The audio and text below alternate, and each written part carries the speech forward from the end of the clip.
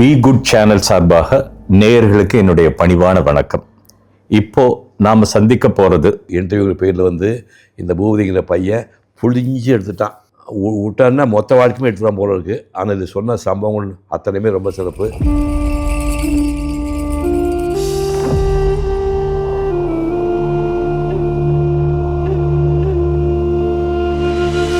Spot ஒர்க்கெல்லாம் யாரும் பண்ண முடியாது. நான் மடையை ஒருத்தர் தான் ஸ்பாட் ஒர்க் பண்ணார். அது 8 மணிக்கு வந்து ஒரு வாட்டி ஒன்றுக்கு போயிட்டு அது 8 மணிக்கு சாயங்காலம் 6 மணி வரைக்கும் 10 மணி சிங்கிள் ஷீட்டிங் மறைஞ்ச படம். சண்டே முடியாது. எம்ஜிஆருக்கு வந்து தாரந்தரம் பண்ணதில் குருநாதர் வந்து நாளுக்கு சண்டே. அப்போ அந்த நான் சொன்ன பேனர் டெக்னிக்கே கண்டுபிடிச்சதே அவர் தான். டைட்டாக அடிச்சுக்குவாங்க. அடிச்சுட்டு வந்து வஜ்ர கோட் கொடுப்பாங்க. இது கண்ணு பகுதி, இது மூக்கு பகுதின்ட்டு. இதுக்கப்புறம் வந்து அது ஒரிஜினல் படத்தை வச்சுட்டு இந்த படத்தை இமேஜினேஷனில் கலர் கொடுக்கணும். நிறைய சிலைகள் இருக்குமே, அந்த சிலைகளை செய்யக்கூடிய பரம்பரையில் வந்தவர்.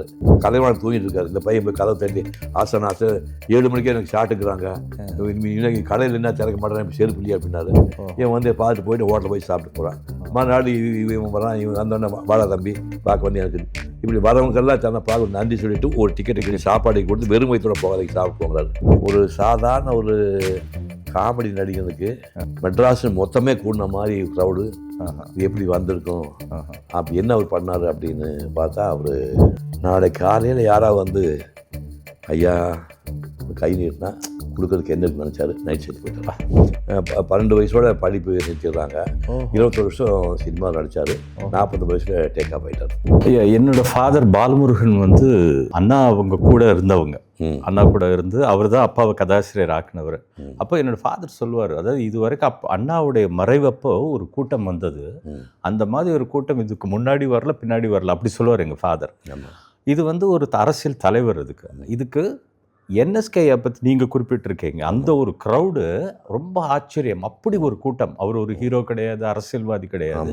அப்படி ஒரு கூட்டம் அவருக்கு சேர்ந்ததுக்கு பின்னணி என்னங்க? அண்ணாவுக்கு வந்த கூட்டம் வந்து ஓவரால் அதுக்கு இணையாக 1969 அவர் இறந்து போனப்போ அவருக்கு வந்த கூட்டம் வந்து தமிழ்நாட்டில் வேறு எந்த தலைவருக்குமே வரல அப்படிங்கிறது அன்னைக்குள்ள பொசிஷன்.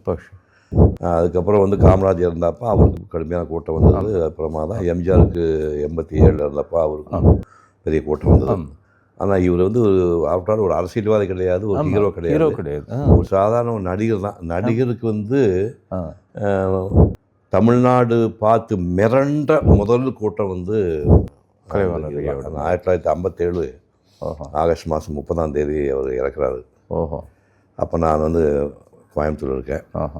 இப்போ எல்ஐசி பில்டிங் வந்து 12வது மாடி கட்டிகிட்ருக்காங்க. நான் சென்னை வரும்போது 14 மாடி கட்டியாச்சு. 2 மாடி கட்டாமல் இருக்கும்போது இவர் இறந்துருக்காரு. இப்போ கட்டி முடிக்கப்படலை. முடிக்கப்படலை. 12வது மாடி வேலை நடந்தது. எப்படியோ போய் பர்மிஷன் வாங்கி மோகன்ராஜ் படங்களுக்கு, இந்த பதிபக்தி படத்துக்கு, பீம்சிங் படத்துக்கெல்லாம் விட்டல்ராவ் கேமரா, விட்டல்ராவ் அவர் வந்து வச்சு இந்த நியூஸில் கேமரா வச்சு இந்த க்ரௌடை ஷூட் பண்ணாங்க. அந்த மேலே 12வது மாடிக்கு மேலே இருந்து ஷூட் பண்ணாங்க. இந்த ஷூட் பண்ணதை 16mm ப்ரொஜெக்டில் மோகன்ராஜில் போட்டு காட்டுறாங்க. அதை நான் பார்க்குறேன். இது ஷூட் பண்ணது 57. நான் 58 2 வாக்கில் பெரிய ப்ரொஜெக்ட் வச்சு 16mm ப்ரொஜெக்ட் பார்த்துக்க நான் பார்க்குறேன். எதாச்சியாக போனீங்களா? நான் ஆஃபீஸில் வேலை பார்க்குறேன். அங்கே தான் அப்ரண்டிஸ் தானே நான் பார்க்குறேன். அப்போ கேமராஜ் பேன் பண்ணான்னா இப்போது சன்செட்டில் இப்போ கிடையாது. அப்போ ஜெமினி ஸ்டுடியோவுக்கு ஒரு ரைட் சைடில் இன்னும் கொஞ்சம் ஒரு ஃபர்லாங் போனால் சன் தியேட்டர் வரும்.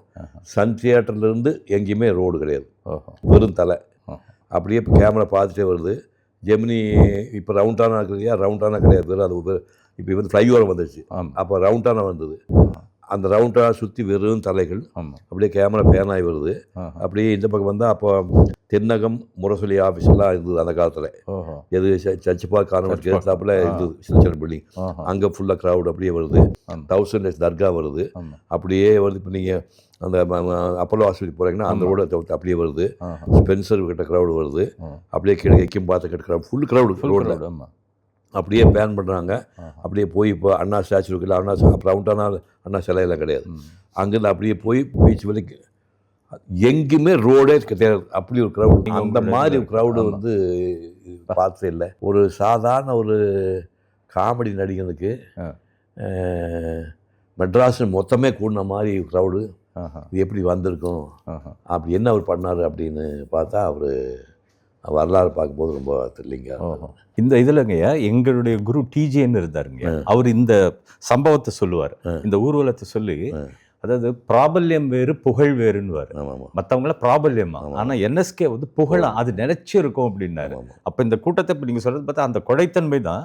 அப்புறம் எம்ஜிஆருக்கே ஒருவேளை இவர் தான் இன்ஸ்பிரேஷனா? சத்தியமாக அவர்தான். சந்தே முடியாது. எம்ஜிஆருக்கு வந்து தானம் தரம் பண்ணல குருநாதர் வந்து என்எஸ்கே, அது சந்தேகம். ஃபர்ஸ்ட் படங்க அவருடைய அவரு சதிலீலாவதிக்கு ஒரு கதை இருக்குது. சதிலீலாவதி கதை எழுதுறவனு ஜெமினி எஸ்.எஸ். வாசன். கதை எழுதினாள். படம் எடுக்கிறவர் கந்தசாமியார். கந்தசாமியார்னு காட்டிங்கன்னா சந்திரலேகா படத்தில் ஹீரோ அடிச்சார்ல எம்கேரோட அப்பா.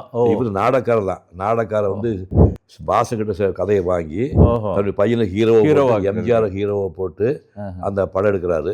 அந்த படத்தில் எடுக்கும்போது அதில் முதல் எம்ஜிஆர் வந்து ஒரு போலீஸ்காரன சின்ன துண்டு வேஷம் நடிப்பார். அதில் புரியுதா? அப்போ எலிசான் டங்கன் டைரக்ட் பண்ணும்போது அதுதான் என்எஸ்கே அறிமுகம். மதுரமல்ல அறிமுகம். டிஎஸ் பாலையா அது அறிமுகம். அந்த டைமில் என்ன பண்ணுறாரு, இவன் புத்தாரி பண்ணாக்கான்னு இது முதல் படத்துலையே நீ இந்த படத்தில் நடிக்கக்கூடிய காட்சிகள் எல்லாத்துக்கும் முதல் படத்துல பண்ணாங்க. அவருடைய லைஃப்னு பேக் ஓப்பன் பண்ணால் அவர் 1908 பிறந்தவர். 12 வயசோட படிப்பு நிறுத்திடுறாங்க. மாதம் ஒரு 5 ரூபாய்க்கு ஒரு போட்டிக்கடையில் வேலை பார்க்குறாரு. அப்புறம் நாடகோட்டையில் சோடா விற்கிறாரு. நாடகோட்டையில் என்எஸ்கே சின்ன பையன் சோடா விற்கிறாரு. அதுக்கப்புறம் டிகேஎஸ் நாடகம் சேர்ந்து 14 வருஷம் நாடகம் நடிக்கிறாரு. 21 வருஷம் சினிமா நடித்தார். 40 வயசுல டேக் ஆஃப் ஆகிட்டார். அது எத்தனை வருஷங்க சொன்னீங்க நாடகம்? அந்த டிகேஎஸ் இதில் 14 வருஷம். அப்போ டிகேஎஸ் பெருசு. அவங்க தமிழ்நாட்டில் அவங்க பெரிய அவங்க பெருசு. அதாவது அவங்களுக்கு நவாப் ராஜமாணிக்கம் ட்ரூப்பு அப்படிங்கிற மாதிரி சொல்கிற மாதிரி Madurai boys company, original boys company. அதுக்கு அப்புறமா இதுதான் ஏபி நாராஜ், எஸ்.எஸ். ராஜேந்திரன், சுப்பையா எல்லாமே டிகேஎஸ் தான். அதை கூப்பிட்டு நடிச்சு அதில் இவர் 14 வருஷம் நடிச்சுட்டு அப்புறம் சினிமாக்குள்ளே வர்றாரு. இப்போ சினிமாக்குள்ளே வந்துட்டு இருக்கும்போது இப்போது தட்சியக்கன்னு ஒரு படம் கல்கட்டாவில் ஷூட் பண்ணுறாங்க. அப்போ எம்ஜிஆர் வந்து 9 வயசு சின்னவர். கலைவாணர் எம்ஜிஆர் சிறு. பட் எப்படின்னா ஆசானே கூப்பிடுவாங்க. ஆசானே குருநாதர் மாதிரி தானே. ஆண்டவனே கூப்பிட்டா அது இப்போ எம்ஜிஆர் ஆண்டவனே கூப்பிடலையா? ஆசானா வாத்தியாரேன்னு அர்த்தம். அப்படின்னு இவங்க தட்சிணத்துக்கு ஷூட்டிங் கல்கட்டா போகிறாங்க. எம்ஜிஆருக்கு இப்போ அவருக்கு இப்போ 38 சொன்னேன்னா எம்ஜிஆருக்கு 17, 27, 37, 21 வயசு பையன்.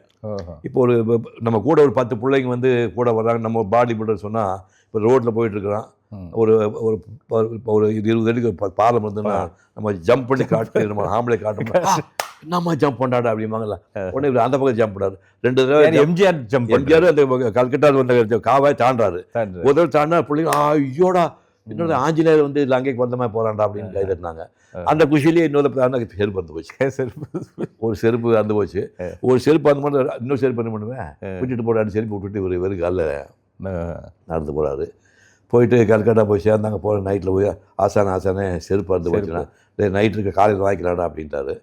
காத்தால் வந்து கதவு கலைவாணர் தூங்கிட்டு இருக்காரு. இந்த பையன் போய் கதவு தட்டி ஆசான 7 மணிக்கே எனக்கு ஷாட்டுக்குறாங்க, இன்னைக்கு கடையில் என்ன திறக்க மாட்டேன், இப்போ செருப்பு இல்லையா அப்படின்னாரு. உன் செருப்பு வாங்கிட்டேன்டா அப்படிங்கிறாரு. எப்போ போய் வாங்கினீங்க? வாங்கிட்டேன்டா அப்படி மட்டும் கொண்டு வர ஒரு பொட்டலை இருக்குது. பொட்டலை பிரித்து கொடுத்தா நேற்று தெரு விட்டு வந்தால அந்த தெரு செருப்படை போய் கொடுத்து அந்த வாரம் உள்ள சொல்லி அது ஆணி அடிச்சு பாலிஷ் போட்டு நீ இன்னும் பெரிய ஆள் ஆகலை, எந்த பொருளுமே கடைசி வரைக்கும் யூஸ் பண்ணதான் கூட கொடுத்தாரு. அப்படி எப்படி இன்னொருத்தர் செருப்பை தைக்கிறது இவருக்கு எவ்வளோ பெரிய மனசு போட்டு எல்லாம் பண்ணி கொடுத்தாரு. இப்படி வாழ்ந்தவர். அப்புறம் வந்து லட்சுமியா கொலை கொடுக்க 2 வருஷம் 2 மாதம் ஜெயிலில் இருந்தார். அப்புறம் வந்தார். வந்ததுக்கப்புறமும் பணம் படமெல்லாம் படம் எடுக்கிறாரு. அப்புறம் வந்து சந்தையில் படம் கோயம்புத்தூர் போவார். கோயம்புத்தூரில் படங்களுக்கு போவார். மாடர்ன் தியேட்டர்ஸ் போவார். இங்கே வருவார். என்ன பண்ணுவார்னா போயிட்டு இது மாதிரிப்பா மொத்த கதையை போட்டு காட்டுவாங்க. 8,000 படம் ஷூட் பண்ணியாச்சுன்னா இதுக்கு காமெடி ட்ராக் வேணும்னு சொன்னால் இவர் படத்தை பார்த்துட்டு ஒரு மைண்ட் ஒரு ஃபார்மேட் பண்ணுவார். இந்த மாதிரி காமெடி ட்ராக் பண்ணான்னு இவருக்கு கொட்டாபடி ஜெயராம, சிஎஸ் பாண்டியா, டிஎம் மதுரம், ஒரு 4 பேர் காமெடி டீம் இவங்களை வச்சு அந்த சீனை இவரே ஷூட் பண்ணி கொடுப்பாரு. இப்படியெல்லாம். அப்போ தங்கவேலு இருந்தாரா? தங்கவேலு வர்றாரு. இப்படி போயிட்டுருக்கு. அந்த கொடைத்தன்மை பற்றி. ஆமாம். கோயம்புத்தூரில் வந்து டிஸ்ட்ரிபியூஷன் ஆஃபீஸ் இருக்குது. இவர் வந்து சென்ட்ரல் ஸ்டுடியோ நடிச்சிட்டு இருக்காரு. ஒரு ஆஃபீஸர் நேராக போய் ரெய்டு பண்ணுறாரு. ரெய்டு பண்ணால் எடுத்து பார்த்தோன்னா இந்த பூபதி தானம் 5000, பாலமுருகன் தானம் 1, சிவகுமார் தானம் அப்படி இப்போ ஒரு எழுதும்போது தானம் தானம். அந்த மாதிரி எதுவுமே எழுதாமல் ஆ. இது 2000 3000 5000 4000 பேர் போடு. டேய் என்னடா வெறும் மொட்டையாக பேர் போடுங்கன்னு யாருக்கு தானம் பண்ணாங்களோ அவங்க பேரை ஐயா எழுத மாட்டாங்க. ஓ இப்போ கேவலம் இல்லையா? பூபதிக்கு பணம் கொடுத்தா ஊருக்குள்ள போய் சொல்லும்போது பூபதி நீ அங்கே போய் வாங்கினான்னு கேவலம் இல்லையா? ஓஹோ. அந்த யார் தானம் பண்ணாலும் அந்த தானம் யாருக்குன்னா பேர் தெரியக்கூடாது. அது அவர் குறிப்பு தானே, அது யாரும் பார்க்க போறது இல்லையா? அதனால வந்து ரெய்டு ஆஃபீஸ் சொல்ற ஏமாத்துறா நீ ஹிஸ்டரி எழுதி வச்சிருக்க, நீ பாட்டு எழுதி நம்ப முடியுமா? நம்ம உங்களுக்கு டவுட்டாக இருந்ததுன்னா இப்போ சென்ட்ரல் ஸ்டுடியோ ஐயா இருக்கிறாங்க, நீங்கள் முடிஞ்சால் போய் பாருங்க அப்படின்னு உடனே இந்த ரெய்டுக்கு வந்த ஆஃபீஸர் வந்து இந்த பேண்ட் ஷர்ட்டை டக்கெல்லாம் காட்டி போட்டு ஒரு கதை வேட்டி கதை ஷர்ட்டை கட்டி உகுதி போட்டு செந்தோடு போட்டு வச்சுட்டு ஒரு மஞ்சள் பை எடுத்து நேராக அவர்கிட்ட இப்போ நேராக போய் பார்க்குறோம். டெஸ்டிங் உடனே ஷார்ட் முடிஞ்சு வெளியே வந்தார். ஐயா நம்ம மனசுக்காக வாங்கிக்கிறேன். என்னப்பா அப்படின்னா, நான் பக்கத்து இங்கே தொண்டாமுத்துருங்க, என் பொண்ணுக்கு கல்யாணம் வச்சுருக்கிறேன். மாதம்பட்டி சிவகுமார் வந்து ஜமீன்தார், அவர் லண்டன் போகிற இன்னும் வந்து சேரலிங்க, கல்யாணத்துக்கு இன்னும் 10 நாள் இருக்குது, கையில் காசு இல்லை, நீங்கள் வந்துருக்கீன்னு சொன்னால் அவங்க பார்த்து போகிறாங்க. என்ன அடா பைத்தியார பையில ரெய்ட் நடந்துருக்குறா. யாருன்னு சொன்னார்? ரைட் ஆஃபீஸர் சொல்கிறார். ஆஃபீஸர் ரெய்ட் நடந்துருக்குறா, அவன் எப்படி ராத்திரி 10 மணி 12 மணிக்கு போவாங்க, நீ காரில் வா தரேன்னு சொல்லி ரெய்டு பண்ண ஆஃபீஸருக்கே தானம் பண்ண சொன்னார். இப்படி வாழ்ந்தவர் என்ன பண்ணிட்டாருன்னா 1940s அவர் பேர் போடு வரும்போது ஆல்ரெடி என்எஸ்க்கு ஒரு ஒய்ஃப் இருக்குது, ஃபர்ஸ்ட் ஒய்ஃப் ஒன்று இருக்குது ஊரில். இவங்க பிள்ளைக்கோட்டை, திருநெல்வேலி பிள்ளைக்கோட்டை. இவர் இந்த டிஎம் மதுரம் ஐயங்கார் இருப்போம்ல, இவங்க அப்படியே நடிக்க வந்தப்போ செட் ஆகி கல்யாணம் பண்ணிக்கிறாங்க.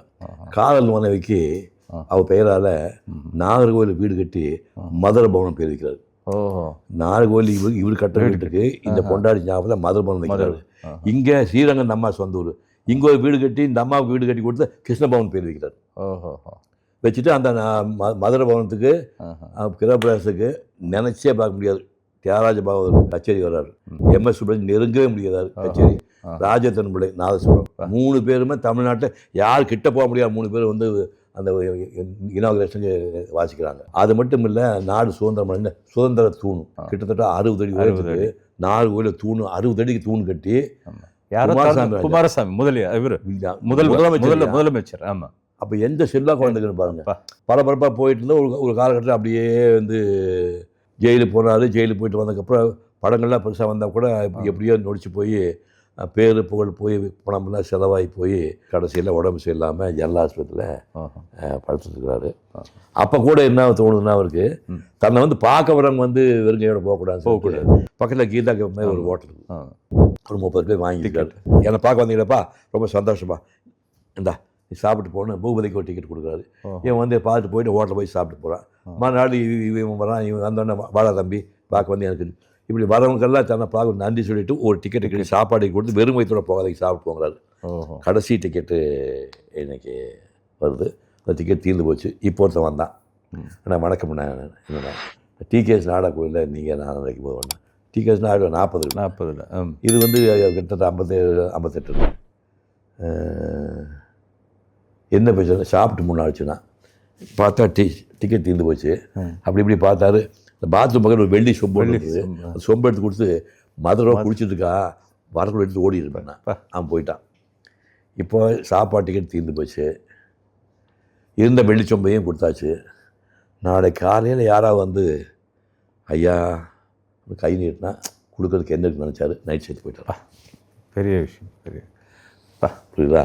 இப்போ இந்த கூட்டம் வர்றதுக்கெல்லாம் காரணம் வந்து இந்த கொடை. இது வந்து நான் திருக்குறள் சாதலின் எண்ணாதது இல்லை இனிது அதுவும் ஈதல் எய்யா கடை.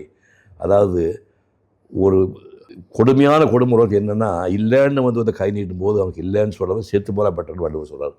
அதான் இந்த காலத்தில். அற்புதம் அற்புதம். 49 வயசுக்குள்ள இவ்வளவு பேர் பொருள் வாங்கி போனால் அப்புறம் கூட்ட வர பண்ணி அப்படி. அப்புறம் அவருக்கு தான் முதல் செலவு வச்சாங்களே நடிகர். ஆமாம், அது வந்து அண்ணா தான் வந்து அண்ணா இறந்து போக முன்னாடி வச்சாரு. திலீப் குமார் வந்திருக்காரு, ஜெமினி வாசன் வந்திருக்கிறாரு, எம்ஜிஆர் இவங்க எல்லாம் வந்து இந்த வாணிமகன் அந்த சிலை இத்தனை நாள் இருந்தது. இந்த ஃப்ளைஓவர் பண்ணதால் தூக்கி பின்னாடி வச்சுருந்தாங்க. தமிழ்நாடு கவர்மெண்ட்டை ரிக்வெஸ்ட் பண்ணி கலைவாண அரங்கத்தையும் சிலை கொண்டு வரல. இப்போ அந்த சிலை வந்து அன்னைக்கு வச்சு சிலை இப்போ எங்கே இருக்கு? இப்போ கலைவாண அரங்கத்துக்குள்ளே வச்சுருக்காங்க. ஹாலுக்குள்ளே இல்லை, அந்த ஏரியாவில். இப்போ ரீசன் நான் தான் பர்மிஷன் வாங்கி சொல்லி கொண்டு வச்சுட்டாங்க. அருமையான. இப்போ எத்தனையோ பேர் உங்களுக்கு இன்ஸ்பிரேஷனாக இருந்திருக்காங்க ஓவியத்தில். ஆனால் நீங்கள் குறிப்பிட்டு நடராஜன் அப்படிங்கிறவரை பற்றி குறிப்பிட்டு சொல்லியிருந்தீங்க. அந்த இதில் வந்து கலையும் கலைஞனுடைய நிலை என்னன்றதை நாங்கள் புரிஞ்சுக்கிட்டோம். அது நீங்கள் அவரை பற்றி அதை நீங்கள் சொல்லணும்னு ஆசைப்படுறீங்க. நடராஜனை பற்றி சொல்லணும்னு ஆரம்பித்தா நடராஜனுக்கு சொந்த அத்தை மகனாக இருந்தவர் கே மாதவன். ஓகே. அவர் தான் ஓவிய மன்னன்னே அவர் சொல்லலாம். ஓஹோ. அவர் வந்து ஓவியக் கல்லூரியிலே படித்தவர் தான். ஓஹோ. பரம்பரையாக ஓவியர்கள் திருவனந்தபுரத்தில் ம். அந்த தேருக்கு வந்து சிற்பங்கள் இருக்கும் இல்லையா, ஆமாங்க. தேருக்கு நிறைய சிலைகள் இருக்கும் இல்லையா, அந்த சிலைகளை செய்யக்கூடிய பரம்பரையில் ஓஹோ. வந்தவர். ஓஹோ. அங்கேருந்து வந்து டிகேஎஸ் நாடகக்குழுவில் பின்னாடி கர்டன் வரைவாங்க, கர்டன். ஆமாங்க. படுதாக்கடை ஆமா வரைவாங்க, ஆமா. அதெல்லாம் எடுத்துட்டு அதுக்கப்புறமா அவர் இங்கே வராரு. ஆஹா. அப்புறம் சென்னை வந்தப்போ ஜெமினி சந்திலாவுக்கு வித்தியாசமான விளம்பரம் பண்ணலாம் அப்படின்னு எஸ்.எஸ். வாசன் சொல்கிறாரு. ஆஹா. அப்போ இந்த நான் சொன்ன பேனர் டெக்னிக்கே கண்டுபிடிச்சதே அவர் தான். மாதவன்றவர். கே மாதவன் கண்டுபிடிச்சோம். அதாவது இப்போ எப்படின்னா பேனருக்கு பிதாமகன். பேனருக்கு பிதாமகன் வந்து, அதாவது இப்போ உங்கள் ஃபோட்டோ இல்லையா, ஃபோட்டோ வந்து கண்ணாடி நெகட்டிவ் வைப்பாங்க. கண்ணாடி நெகட்டிவ் எடுத்து இது தியேட்டரில் வச்சுக்க ப்ரொஜெக்ட் இல்லையா, ப்ரொஜெக்டில் வந்து இந்த கண்ணாடி நெகட்டிவ் சேர்த்து கொடுக்கணும்னா லைட்டை போட்டோன்னா இது பிக்சர் வந்து ஸ்க்ரீனில் விழுகும். ஸ்க்ரீனில் பேக் போக போக போக பெருசாக விழுகும். பெருசாக வந்ததுக்கப்புறம் அதை வந்து அப்படியே முதல்ல வந்து காடா துணியை 10 அடிக்கு 10 காடா துணியை அடிச்சுக்குவாங்க, டைட்டாக வச்சு அடிச்சுக்குவாங்க.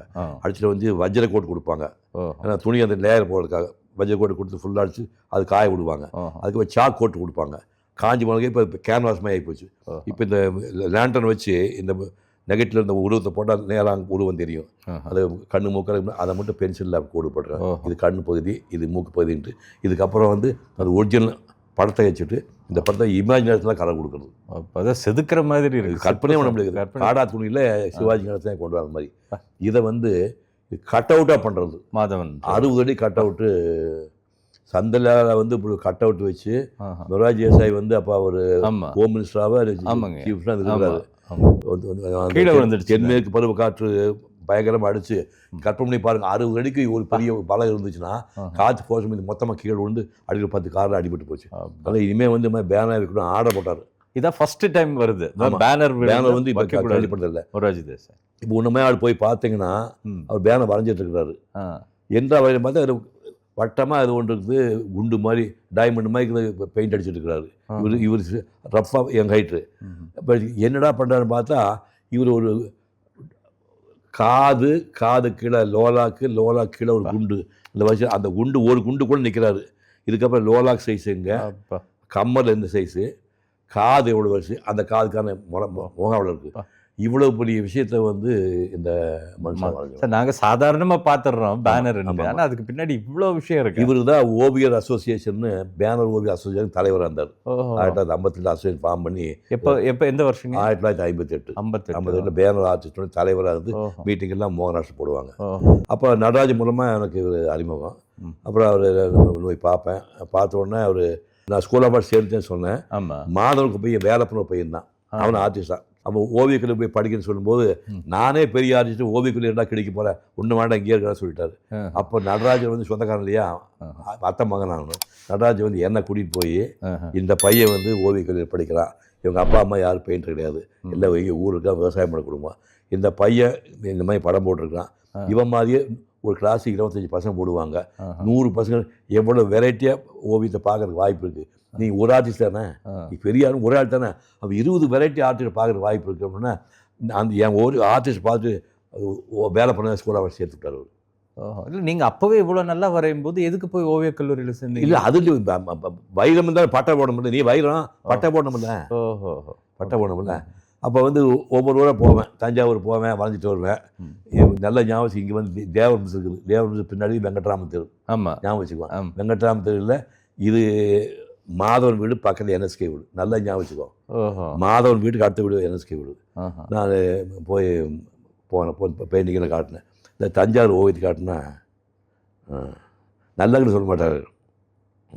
அப்புறம் எந்த ஊர் போகிறேன் அப்படி போது, ஐயா இது மதுரைக்கு போனேன் ஐயா, மதுரைக்கு போய் 10 மணி நேரம் ஐயா காலையில். அவரு நம்ம ஸ்பாட்டில் அவருக்கு பெரிய பெயிண்டரு, நம்ம ஸ்பாட் ஒர்க்கெல்லாம் யாரும் பண்ண முடியாது. நான் மடையை நான் ஒருத்தர் தான் ஸ்பாட் ஒர்க் பண்ணாரு. அது 8 மணிக்கு வந்து ஒரு வாட்டி ஒன்றுக்கு போயிட்டு அது 8 மணிக்கு சாயங்காலம் 6 மணி வரைக்கும் 10 மணி நேரம் சிங்கிள் சிட்டிங் வரைஞ்ச படம். அந்த படம் வந்து இதெல்லாம் வரைஞ்சோன்னா அடுத்து எந்த ஊர் போகிறோம் கேட்பாரு. இப்படியே எல்லாம் பண்ணிட்டு இருந்துட்டு ஒரு நாள், ஐயா ஒரு சந்தோஷமான செய்தி அண்ணா, நான் சினிமா நடிக்க போகிறேன் அப்படின்னா. ஐயா கேட்குதுங்களா? ஐயா கேட்குது, நான் சினிமா நடிக்க போனேன். பெயிண்டிங் ஒரு பெரிய ஒரு ஒரு ஒரு ஓவியம் செத்து போயிட்டானே, அந்த துக்கம் கொண்டாடிட்டு இருக்கிறேன் அப்படின்னாரு. இல்லைங்க, அதுக்கப்புறம் நான் வரைவேன் மயிரை பிடுங்க அப்படின்னு.